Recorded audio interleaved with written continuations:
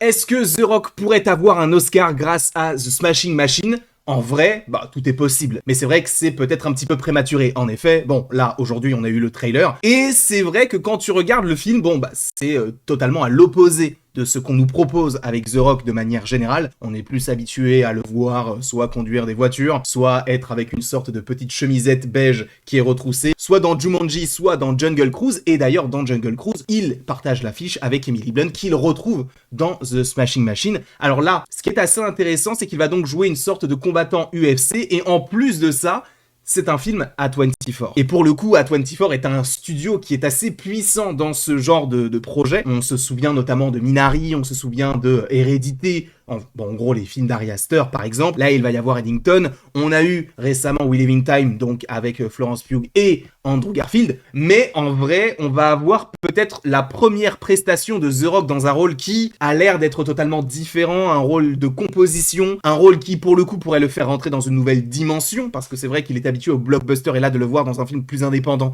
c'est assez particulier. Donc je ne sais pas ce que vous en avez pensé lorsque vous avez vu le trailer, mais moi je me suis dit, en vrai, pourquoi pas? Alors de là à parler d'Oscar, les gars, calmons-nous, ce n'est que le premier trailer. Peut-être qu'il le mérite, on n'en sait rien, on regardera le film et on jugera par rapport à ça. Mais là, on est au début de l'année, c'est un trailer, donc attendons, prenons le temps.